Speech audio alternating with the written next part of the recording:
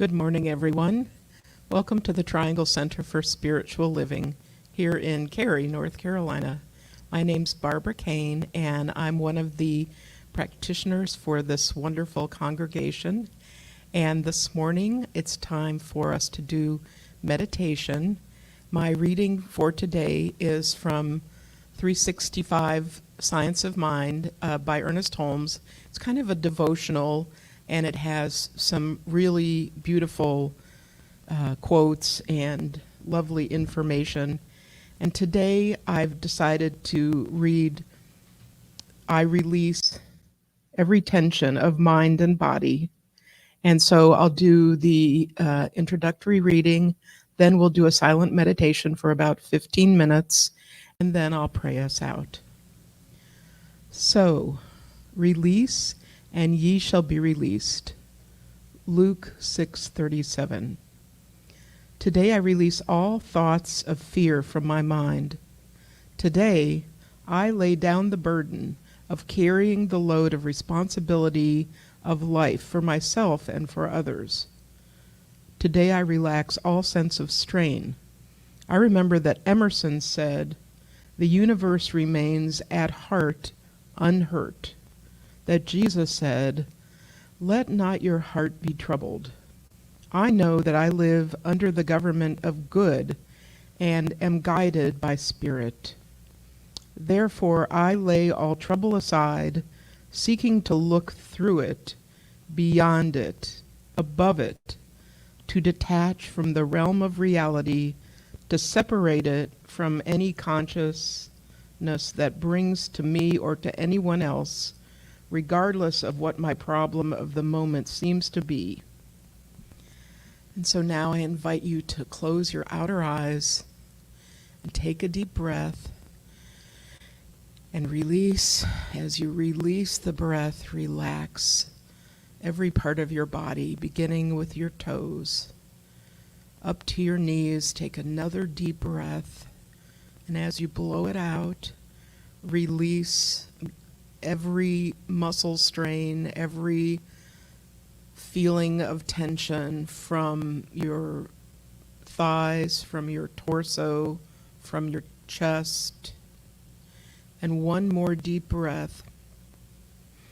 And release as you breathe out all the tension in your shoulders, your back, your neck, your face. And now we'll go into silent meditation.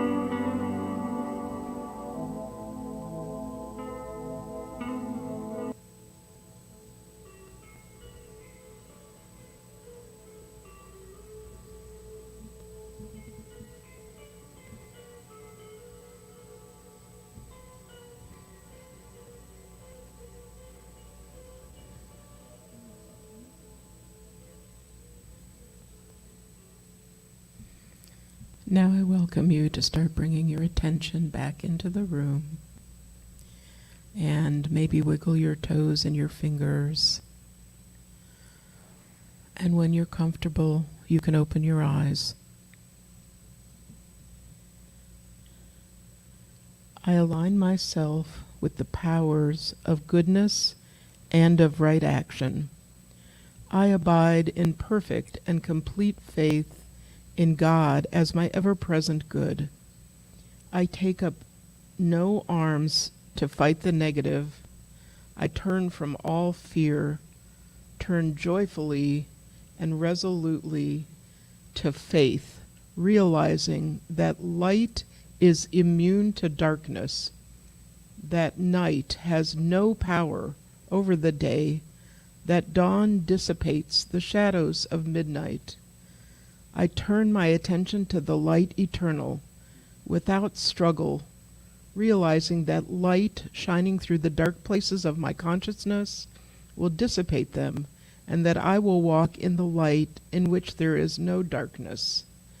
Not only will I walk in this light, I will radiate it. I will impart it to others.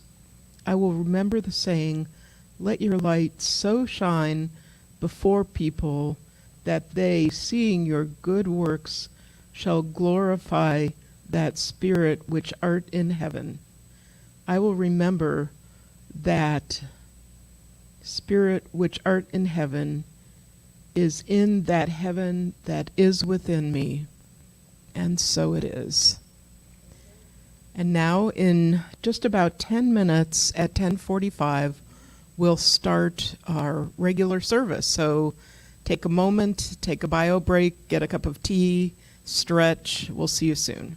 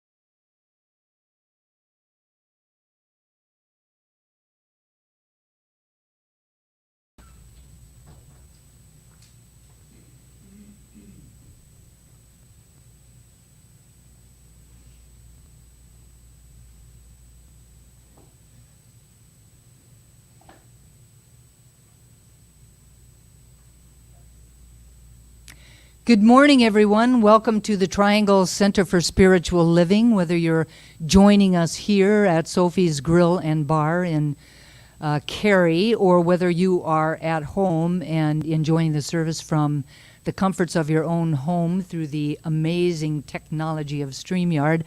I am just very glad that you have chosen to be with us this morning. Welcome to the Triangle Center for Spiritual Living. My name is Dusty Rippelmeyer, in case you have never met me. I happen to have the honor and the privilege of being the senior minister of this amazing community. We're part of a larger organization called Centers for Spiritual Living. We believe that there is one power and presence in the universe, a power and presence that is back of everything that there is, seen and unseen. It is the very presence of unconditional love, joy, peace, abundance, freedom, creativity, wisdom, and we are connected to it. We are connected to it through this golden thread of God stuff that weaves itself throughout all of life. It is that which created us in its image and in its likeness. And because of that, right where we are, God is in its fullness and in its wholeness. And because we believe that God is creative and we were created in its image and likeness, then we too are creative.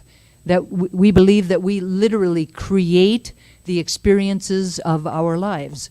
And for some people that might feel like the not so good news, but for me it feels like the really good news, because if I don't like the experience I'm having right now, then I am the one that can do something about it. I can think a new thought. I can look for some underlying beliefs that are getting in the way of the life that I really want to live. And I can shift and change those. I can have a deeper connection to the divinity that is within me, and I can bring forward its God qualities in really powerful ways, changing the life that I'm living and changing the world that I'm living in. And so we gather together on Sundays and for classes, and on Wednesday evenings through Zoom, to really support each other as we walk this spiritual path, to know the truth about each other and to remind each other who we really are, and to really love each other through all of it. So we're very glad that you have joined us today. My gratitude goes out to Barbara Kane for the beautiful meditation that she facilitated earlier before the service today, that really expanded the container in which our service will unfold. And speaking of the lovely Barbara Kane, please welcome her back to the podium.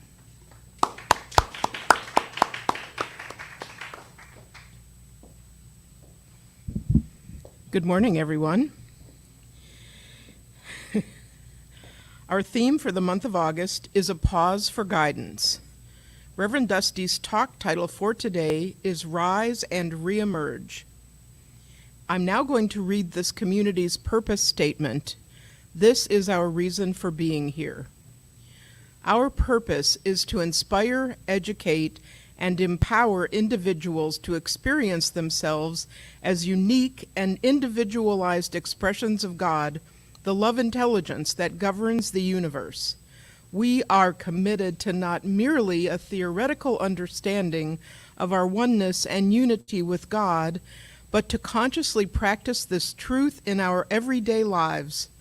Through celebration, service, study, and fellowship, we are committed to the transformation of our personal lives and to being a powerful and beneficial presence on the planet.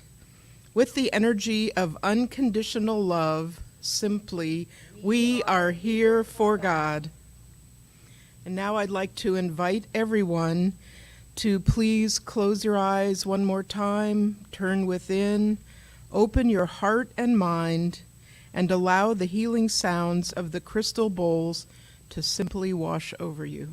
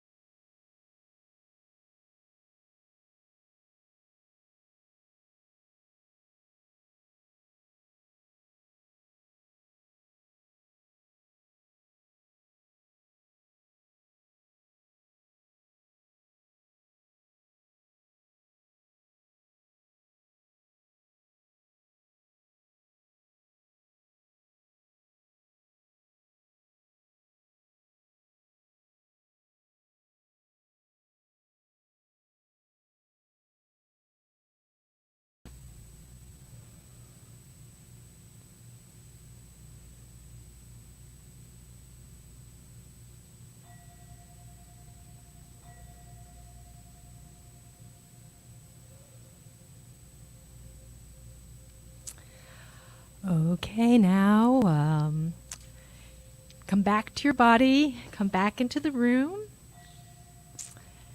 and welcome everyone. My name is Carol Cross, and I am another of the practitioners here at TCSL. And it is a joy to be with everyone this last Sunday in August. Man, can you believe it? Where has the time gone? All right, next we're going to do one of my favorite parts of the service, and I'm going to ask two of our dear friends, Joe and Michelle Nowak, to come up and assist me with this.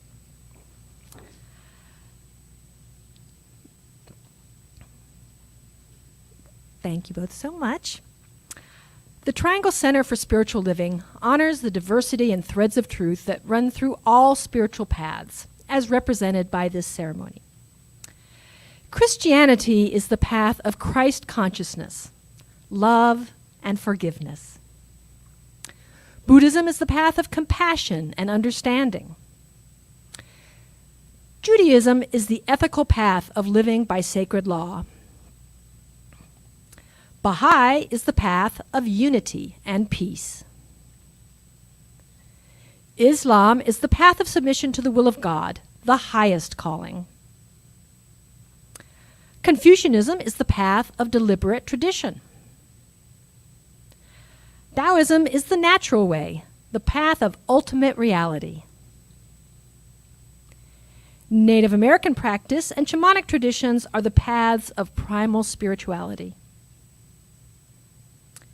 Shintoism is the path of tribal ancestry. Hinduism is the path of knowledge, action, and devotion. Science of mind and spirit is the path of the divine principle of love and law. And the heart represents the one heart, the one love that resides at the center of all people and all beings everywhere, with no exceptions. May peace prevail on earth through the followers of all paths. And so it is. Thank you so much. All right, so now I ask you to close your eyes, and I'm going to say a quick benediction on today's service. And I close my eyes to the physical light because it allows me to better see the divine light that glows within me. It glows and it flows within me, without me, above me, below me. It is the glow of divine energy, the one substance that resides in every one of us, every living creature, every physical manifestation, every vibration, not just on our planet, but throughout the stars and within the earth. And I know that that divine energy is a divine energy of unconditional love, of peace, of joy, of freedom, of abundance, and of deep, deep wisdom. So I know that is who and what I am. I know it is the truth of who and what everyone participating in this service is. So from that place, I know that today was a divine unfolding that will manifest in perfection. So I acknowledge the volunteers who came early to create the space for our service. I acknowledge our fantastic AV team who do their technical magic so that we can use this wonderful technology be together, whether in person or over the hyperspace. I say a word of blessing on Barbara Kane, who also created the sacred vessel in which this takes place by her meditation and by her service today. I say a word of blessing on our very own Cindy Johnson, the one who lifts us up with her music and her voice. A word of blessing on Reverend Dusty, who will be a hollow bone of divine wisdom, supporting us as we all take this path together to higher and higher realms. And most of all, I say a word of blessing on everyone who hears my voice, everyone is co-creating this experience together. Contributions energetically from everyone, whether you're in front of the camera or behind the camera, you're in the building or at home, or participating in this moment or sometime in the future. It is all a divine oneness. And so I'm so excited that I will just turn this knowledge, this knowing that perfection of this morning, of this activity, over to the law that always says yes, and ask you to join me in anchoring it for yourselves and for others with our words, and so it is. All right, thank you, everyone. The reading today is by Kristen Rogers. He says, I've died 1,000 deaths, each time reinventing myself brighter, stronger, and purer than before. From the midst of destruction, I became the creator of myself. From the midst of darkness, I became my own source of light. All right, so I know we've got a great service coming. And we're going to kick it off with the woman who just keeps us all in song all year round. Thank you so much, our own Cindy Johnson. Thank you, thank you.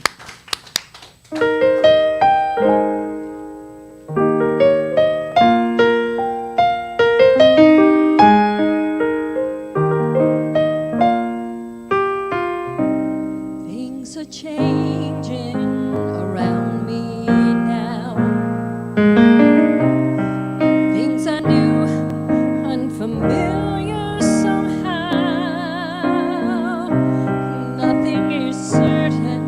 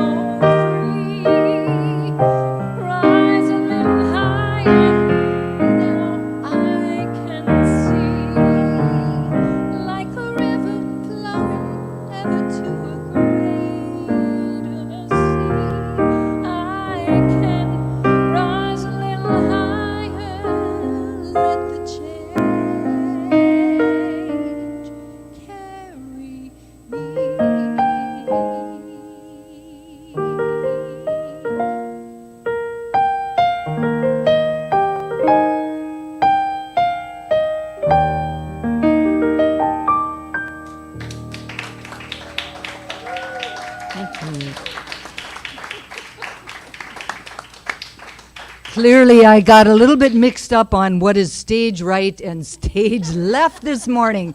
Does it mean stage right as you're facing the stage, or does it mean stage right as you're looking out from the stage? Anyway, that was an absolutely beautiful song, Cindy. You sang it magnificently, and it's absolutely perfect for the talk today.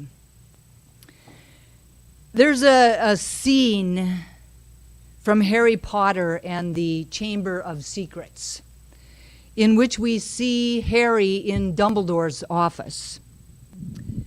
Now, standing on a golden perch behind the door is a decrepit-looking bird. Kind of looks a little bit like a half-plucked turkey. Harry stares at it, and the bird looks balefully back, making this horrible gagging noise.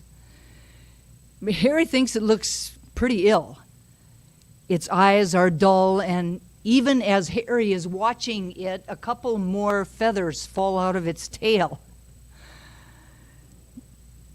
Harry's thinking to himself that this is all he needs for Dumbledore to come back into his office and for him to watch as his pet bird dies when Harry's the only one in the room with him. When all of a sudden, the bird bursts into flames. Flames. Harry yells in shock and he backs away into the desk. He looks feverishly around the room for a glass of water or anything else that he could possibly use, but he can't find anything. The bird, meanwhile, has become a fireball. He gives one last shriek, and the next second there was nothing but a smoldering pile of ash sitting on the floor. In that moment, the office door opens and Dumbledore comes in looking somber. "Professor," Harry gasps, "your bird, I couldn't do anything about it. He just caught fire." To Harry's astonishment, Dumbledore smiles and he says, "It's about time. He's been looking dreadful for days. I've been telling him to get a move on." He chuckled at the stunned look on Harry's face. Dumbledore goes on to say, "Fawkes," the bird's name, "Fawkes is a phoenix, Harry. Phoenixes burst into flames when it's time for them to die and are reborn from the ashes. Watch him." Harry looks down in time to see a tiny, wrinkled, newborn bird poke its head out of the ashes. He's kind of as ugly as the other one. "It's quite a shame that you had to see him on a burning day," said Dumbledore, seating himself behind the desk. "He's really very handsome most of the time. Wonderful red and gold plumage. Fascinating creatures, really." The phoenix is a mythical bird from Greek mythology. It was a feathered creature of great proportions, of really a large size with talons and wings, and its plumage was radiant and quite beautiful. As early as 500 BC, legend decrees that the ancient mythical creature will live for 500 years. Near the end of its life, the phoenix builds a funeral pyre for itself, and as it begins to die, it lays down on the wood and bursts into flames, ultimately consumed by the fire. Immediately, then, as the legends decree, the phoenix would re-emerge, renewed from the purifying ashes, more beautiful and more regal than before, and live for another 500 years until the process would repeat itself perpetually. Now, the symbolism of the phoenix is legendary. To rise like a phoenix from the ashes means to emerge from a catastrophe stronger, smarter, and more powerful. This expression means that someone or something has arisen from the ashes as a rebirth, beating all challenges and defeating hard times. In other words, it represents something new that has been born out of something old, born out of something that has been destroyed. The invitation is to know beyond a shadow of a doubt that we have the power within us to transform, to resurrect ourselves, to be reborn. We too can adopt the myth of the phoenix and harness our power to resurrect beyond our limitations, beyond our challenging circumstances, to die to the old, to make way for the new, to let go of old habits, harmful thoughts, limiting beliefs, and worn-out patterns that no longer serve us. The phoenix represents transformation, strength, and renewal. The invitation is that when we crash and burn, and in all probability, each and every single one of us will crash and burn at some point in time or a number of points in time in our lives. So when we crash and burn, the invitation is to let ourselves feel the death of the old, to really feel it, to feel the surrender of letting go, to really be in that moment. It's very important for us to honor the passage of sadness, of momentary defeat, and perhaps even hopelessness. We're encouraged, however, to not stay there, to not get stuck in victim consciousness and end up remaining in the ashes longer than we need to. We can only be reborn if we know what it feels like to die. We can only be reborn if we know what that feels like to let go of the old inside of us. When our world comes crashing down, we literally have a chance to do something that we could not have done before. And that is to rise up. To rise up. Cindy sang about it. The bottom line is that the ashes are evidence of old waste. The ashes are the dead leaves of worn out thoughts and beliefs that no longer serve our growth. They are the fertilizer, if you will, that forges a new clear path in our body, in our mind, in our hearts, and in our lives.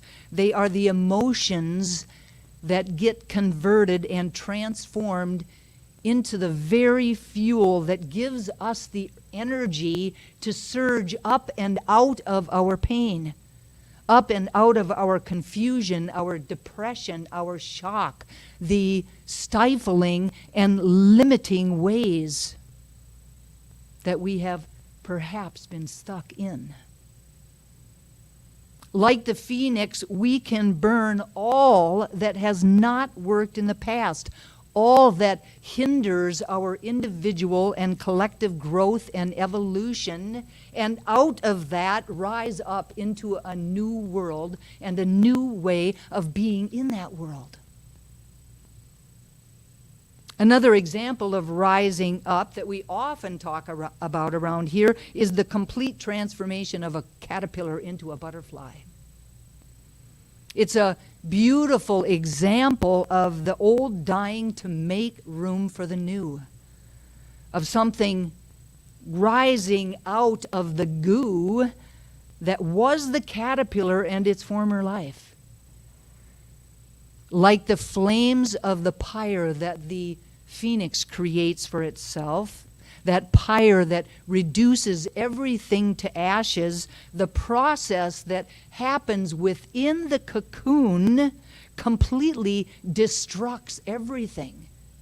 It destructs everything that the caterpillar knew about itself. It is no longer recognizable to itself. It no longer knows its former life. Transformation literally means going beyond form, beyond our physical form or the form of the experiences of our lives, such as our jobs or our relationships or our bank accounts. Beyond that which we can see, hear, touch, taste, or feel with our human perceptions.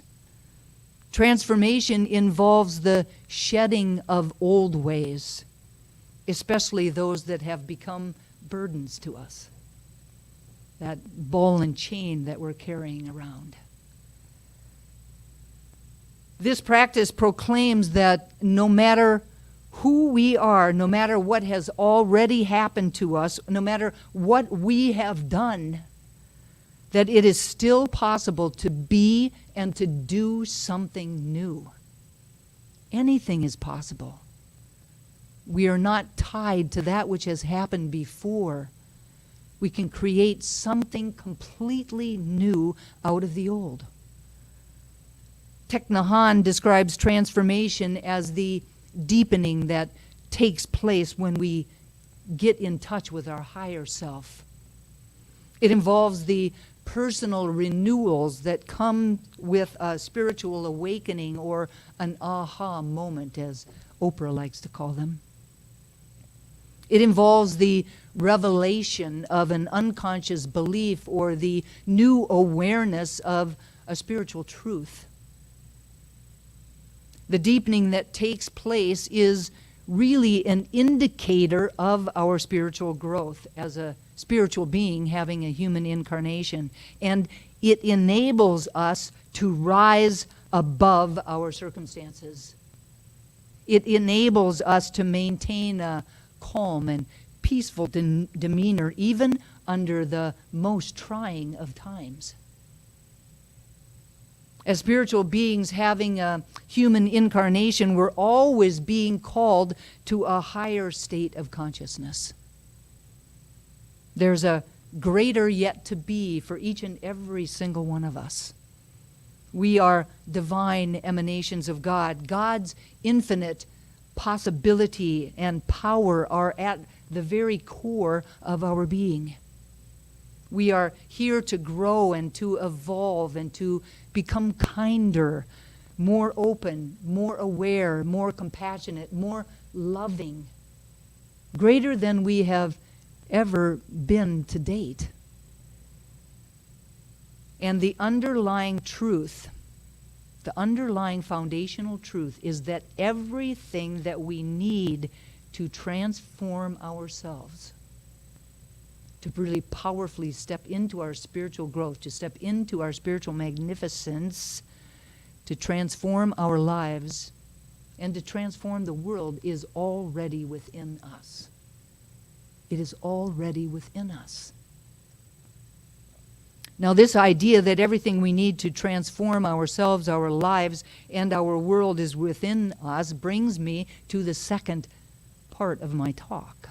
This idea of reemergence, or because I can, and poetic license, I'm really talking about emergence. Just emergence. To emerge comes out of the Latin emerge, meaning to rise up, to bring forth into the light, to come forth into view or into notice, to burst into existence, to come out from an enclosed or dark space, or from a position where we could not be seen, to become apparent or known. If we emerge from a difficult or challenging experience, we come to the end of it, developing or evolving into something new. think about an oak tree. Now, the great oak tree begins as an acorn. Just that little teeny acorn. A small seed that we, in our wildest dreams, would never expect to bring forward such a mighty expression. An expression that literally is capable of living for generations upon generations. An expression that is capable of providing food, shade, shelter, and any number of other things to hundreds of other creatures. But it's so. It is the truth. That little acorn. Packed inside that seed is the invisible pattern that is the perfect blueprint of that oak tree. Inside that small seed is an infinite, eternal potential. The same is absolutely true for each and every single one of us, without any exception.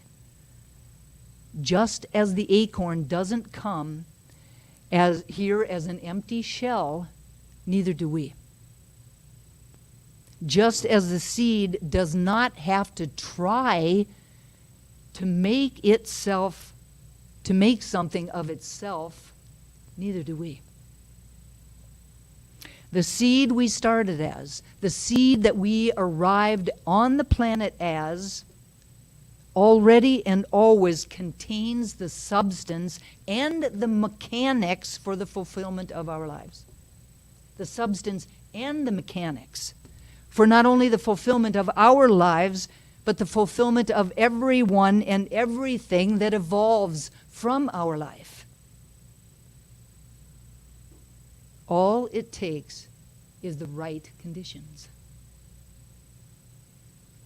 Derek Rydell, in his book, Emergence, 7 Steps for a Radical Life Change, says, as the acorn grows, the roots dig down into the dark soil, the detritus of all things that have outlived their usefulness and fallen into decay. Working with nature rather than against it, using what exists rather than resisting it, the conditions are cultivated for its emergence. When we embrace all the dirt of our lives, tapping into the raw experiences that we have been planted in, surrounded by, and sometimes nearly buried under the process of emergence, turns those dark, seemingly decayed parts into the nutrients that nourish new growth. We lose the struggle, judgment, and shame of a life spent to avoid, repress, or deny what is or has been, and transmute everything into something useful and supportive. We establish deep roots, bring forth rich fruits, and evolve the way nature intended. That is powerful. Powerful. This is nature in action. This is universal intelligence in action. This is God in action. When conditions are right, nature always fulfills its promise. An acorn becomes an oak tree and not a pine tree. A tomato seed becomes a tomato and not a carrot. It would be foolish for us to believe that it would or could be any other way. Everything fulfills its function, which in turn supports everything else in an ever-expanding, self-sustaining system. I love the idea that Derek Rydell brings forward in this book. Actually, it's not really simply an idea. It is a spiritual truth. A spiritual truth that when we perhaps take a moment to meditate on it, when we perhaps take a moment to really contemplate it, when we perhaps allow ourselves a shift in perception about it, it could be just what we need. Just what we need individually and collectively to transform ourselves and the world. Perhaps this idea is what we've been waiting for. What he proposes is that the whole model of professional development may be wrong. We don't need to attract anything because we're not lacking anything. We don't need to fix anything because we're created in the image and likeness of God. We're already perfect. We don't need to improve ourselves because the self, that one with a capital S, is already whole. And it's already within us. He calls this the Law of Emergence. And what he says is that our deepest desires are not something that we have to go out and get. They're the clues to what is already inside of us that is trying to get out.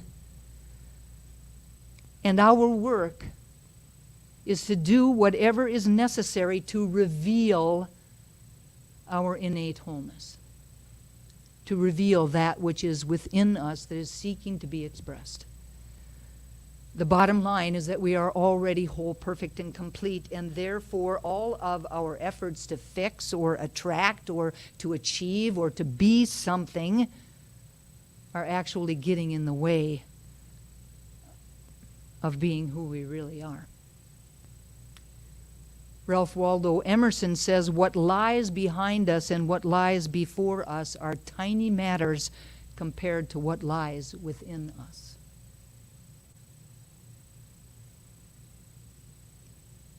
I hope you have your thinking caps on. The law of emergence requires us, like the acorn, to really find a balance between driving our roots deep and rising up and reaching out for the light. To find a balance. We can't have one without the other. If we ignore our roots and focus only on our reach, then we lose our center. And we lose our connection with our source of guidance, sustenance, and support.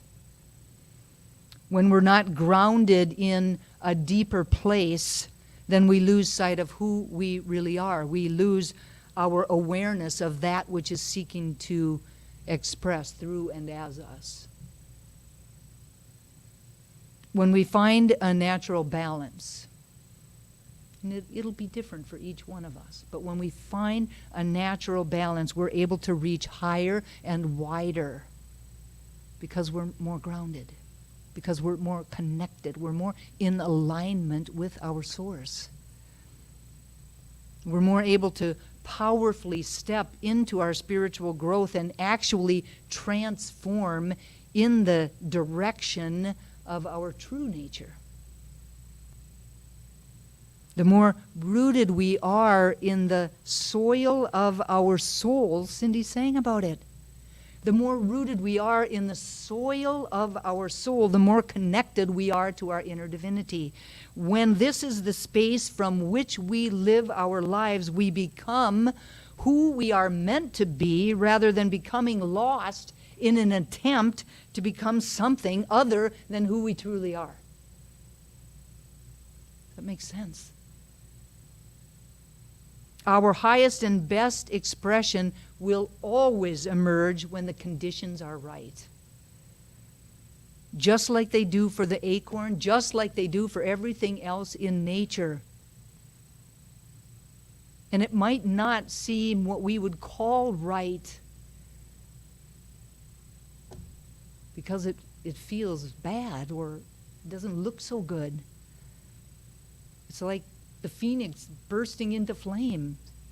Does that seem so good or so right in the moment? And yet it's exactly right. It's not our job to make it happen, but it is our job to make it welcome. To make it welcome. What is locked up within the seed of our soul is not just an image, but the fully realized self with a capital S. It's not just a calling, but the fully realized self with a capital S. It's not just a pattern of potential, but the fully realized self with a capital S. That's the spark of the divine. That's our divinity within us. How much more whole, perfect, and complete could we be? The fully realized self makes use of the raw materials of our life. It makes use of those ashes to take shape, but it is not dependent on anything outside of ourselves. It already possesses the power and the substance to manifest whatever it needs. The fundamental truth is that all of life is conspiring for our awakening. It's always on our side, whether we believe that in the moment or not. The experiences and the challenges that we face really literally create the perfect conditions for our spiritual growth, compelling us to push our roots deeper and to strengthen our inner structures. Like certain seeds, right, need a forest fire to germinate. We may require certain experiences to crack open the seed of our potential. We may need those experiences that, yes, if we had the preference, our preference would be not to go through them, but that experience in all probability is exactly what we need to be experiencing in order to crack open the seed of our potential. In a month whose theme is a pause for guidance, each powerful prompting of our true self guiding and directing us to cultivate the inner and outer conditions that are necessary for our emergence. Derek Rydell says, the realization of your essential self and the resulting activation of the law of emergence can transform every aspect of your life. And those lives that touch yours, ending conflict, dissolving fear, and creating a world for the highest good of everyone. Once we know we are already whole and that everything we need is within us, including love, respect, validation, power, wealth, and health, we realize there's no reason to demand, fight for, or fear the loss of any of this. We spin our wheels trying to come up with solutions to all our social, political, personal, and professional problems. We create new policies, more restrictive laws, bigger prisons, and more powerful weapons to attack the issues or just twist ourselves into knots trying to solve things. But no matter what new invention or theory we come up with or what practice we engage in, if it doesn't arise from our true self-realization, out of our awareness of our innate wholeness, it will never create lasting peace, abundance, or fulfillment in our lives or on the planet. So the invitation this morning is to adopt the myth of the phoenix and harness our power to resurrect beyond our limitations and our challenging circumstances, to die to the old, to make room for the new, to let go of old habits, harmful thoughts, limiting beliefs, and worn out patterns that no longer serve us. The invitation this morning is to recognize that like the mighty oak that is contained within the acorn, we already have everything that we need within us to thrive. Everything that we need within us to express our highest and best. Everything that we need within us to transform ourselves, our lives, and the world. To know beyond a shadow of a doubt that the experiences and the challenges that we face create the perfect conditions for our spiritual growth, compelling us to push our roots deeper, to become more grounded, more aligned with our inner divinity, and allowing ourselves to rise up and emerge or re-emerge as we were created to do. And so it is. And so it is.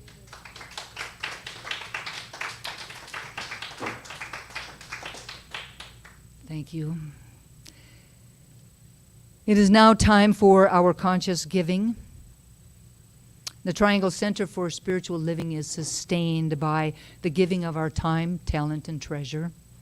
This is the time every week when we offer financial support to assist this community to continue to be a beacon of light and love for ourselves and others. Together we affirm that the truth that today's offering lifts this spiritual community, prospers the one giving, and contributes to the experience of sufficiency on the planet. There are several ways that you can give that are up here on the screen. Visit our website at www.trianglecsl.org. Up in the upper right-hand corner, there's a Give button. You can just click on that. You can text the word GIVE using the number 919-230-8445, or you can mail your gift to our office at PO Box 4062, Cary, North Carolina 27519. Please place your hands on your heart with your gift or an intention in your mind, and let's say our offering affirmation as a call and response. I live in an abundant universe that blesses and prospers my life. I live in an abundant universe that blesses and Prospers my life. I give with gratitude, knowing God is my source. I give with gratitude, knowing God is my source. And so it is. And so it is. Thank you all so very, very much for your gifts and for your presence here today. Now please join me as I welcome back to her piano the amazing, the beautiful, the talented Cindy Johnson.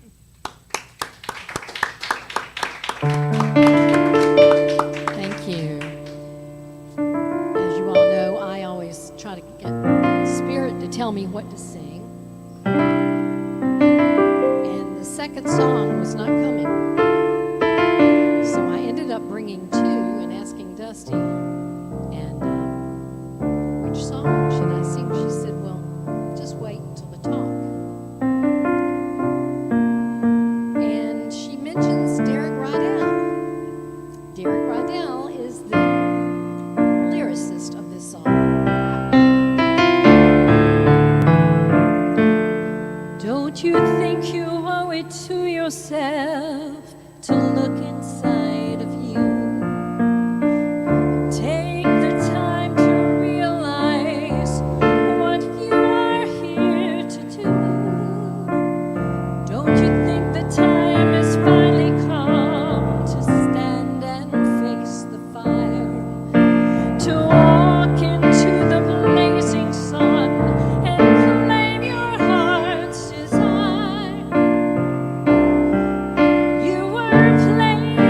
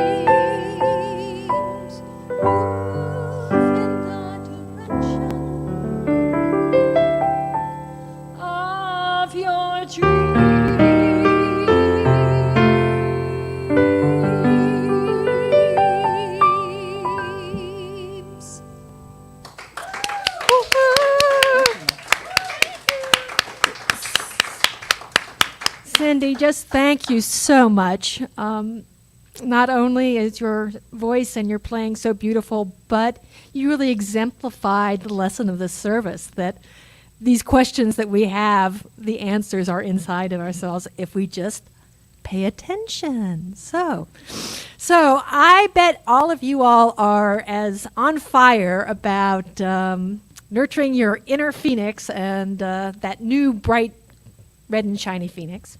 So we've got a couple of ways that we can really support you in that. First of all, on our Wednesday night services in September, we're going to be looking at the entirety of that book by Derek Rydell, Emergence. So yes, you're going to have 4 great Wednesday night services in September where we're going to go deeper into all of these 7 spiritual laws. So I know that you all are probably like, yes, I want to do this. So Wednesday night we go deeper to support you in some of the more practical aspects about, okay, how do I do this? So I hope that everybody will join us on Wednesdays. It's by Zoom at 7 o'clock. And, we have great community sharing in those Wednesday nights. So I want all of our phoenixes to take flight in September. So we hope that you will join us on our Wednesday night services. And of course, you don't have to go through this journey alone. We are always available to pray with you. So if you feel like you're going through those kind of darker before times, or you just want to proclaim your phoenix path, please go to our website at trianglecsl.org. And on the home page, there's a button in the upper right-hand corner. Click on that button and fill out the request form. We will get that prayer and send it to all of the ministers and practitioners, and you'll have this whole powerful group of people praying with you as you make your journeys. Also, if anyone would like to dedicate a flower dedication to anyone for anything, please contact Heather Abbott at info@trianglecsl.org or Reverend Dusty at dustyrippelmeyer@yahoo.com.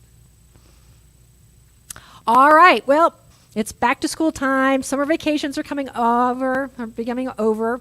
So we've got several fun things planned for you in the coming months. So first opportunity is to join us on Friday, September 24th, for the game, the shenanigans, and the fireworks that is the Durham Bulls baseball. We will be gathering together for a 6:35 game. If you would like to join us, please email Heather at info@trianglecsl.org and let us know how many tickets you would like. If you're interested in carpooling, please let us know that you are and where you live, and if you're willing to drive or prefer to ride. We have 20 tickets available, so you got to get on the ball here if you want to get one of those 20 tickets. So we hope to see everybody there. Then please join us for a special Wednesday evening service on Wednesday, September 29th.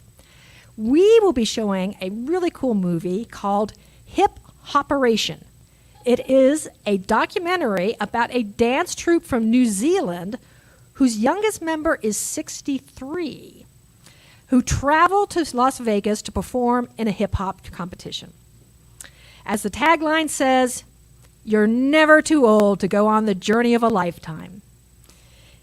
In a month whose theme is reaching higher, this film reminds us who we can be as human beings when we operate at our very best. That event will be held at the Lodge in Crossroads, and the movie will begin at 7 o'clock. There's also a save the date announcement for an evening of bingo. The event will be held on Friday, October 22nd from 6:30 to 9:30. And it will also be held at the Lodge at Crossroads. So there's more information coming on that. Also, I said it's back to school time, and we are starting a new class in September. It's something that hasn't ever been offered before, so even those of you all who think you've already done it all, we got something new for you. It is called Keys to Consciousness for Personal Spiritual Growth. And it's a 6-week online class that is divided into 3 modules. Each module covers core concepts related to the Centers for Spiritual Living principles and practices, to the art and science of spiritual practice, and the value of expanding consciousness for personal growth, spiritual growth. If you're new to the center, it is the right and perfect way to begin to understand and embody our teachings. And if you've been attending for a long time, it can be the right and perfect way to revisit the practices and principles in order to powerfully and consciously utilize them in your own life. The class will be held on 6 Tuesday evenings, beginning Tuesday, September 28th, running through Tuesday, November 2nd, from 6:30 to 9:30. It will be held on Zoom, and it will be facilitated by the Right Reverend Dusty Rippelmeyer. The cost is $75. The payment plans are available. And you can register through our website with a mere $25 deposit. So take advantage of all those opportunities. All right. So it is time for our last attempt at our August affirmations. So this is a call and response. So I'll go first and you repeat. And just remember, these are not wishes. These are not wants. These are proclaiming the truth of who and what we are. So say it loud and say it proud. Okay. Today, I choose to take time to have a spiritual tune-up. Today, I choose to take time to have a spiritual tune-up. In doing so, I am realigned with spiritual truth. In doing so, I am realigned with spiritual truth. Today, I choose to take time to play with and as spirit. Today, I choose to take time to play with and as spirit. Evoking curiosity, my imagination grows my consciousness and expands my life. Evoking curiosity, my imagination grows my consciousness and expands my life. Through that expansion, I become acutely aware of my hunger for guidance. Through that expansion, I become acutely aware of my hunger for guidance. I pause to reverently listen for and to the still small voice within me. I pause to reverently listen for and to the still small voice within me. I hear it expressing its love through me. I hear it expressing its love through me. Today, I choose to gift myself time to be aware, aligned, and renewed. Today, I choose to give myself time to be aware, aligned, and renewed. Through that gift, I rise and reemerge fully nourished, restored, and renewed. Through that gift, I rise and reemerge, fully nourished, restored, and renewed. And so it is. All right, so for one last time, please close your eyes. And I know for me, that light within is shining even brighter than it was an hour and a half ago. And I am so grateful for that. I am so excited to remember that I am God. I am perfect, whole, and complete. I am every God quality, wholly and completely. I lack nothing. I need nothing except to let my light shine as brightly into the world as I can. And I affirm that is not just my truth. That is the truth of everyone in this service, every person in our community, every being on this planet, and whatever beings are on other planets, just of the entire universe. And boy, does that make me feel good. So I am just so grateful. I am so grateful for the talent and the wisdom that have been shared with us today. I'm so grateful for this community, a community of love, a community of trust, a community of fearless spiritual seekers. I'm so grateful for every being whose energy became part of this magnificent experience, even those who participate in the future. And I am so grateful for the outcomes of today, knowing that we reach the end of our service more empowered, more fully claiming ourselves as who we truly are, more capable of making the lives that we desire and making the world a place that works for everyone. So I tie an end to our service with our favorite words, and so it is. Thank you, Carol. Thank you all so very much for being here at Sophie's. Thank you all for inviting us into your homes this morning. I appreciate each and every single one of you, and I love you madly. Have a wonderful week.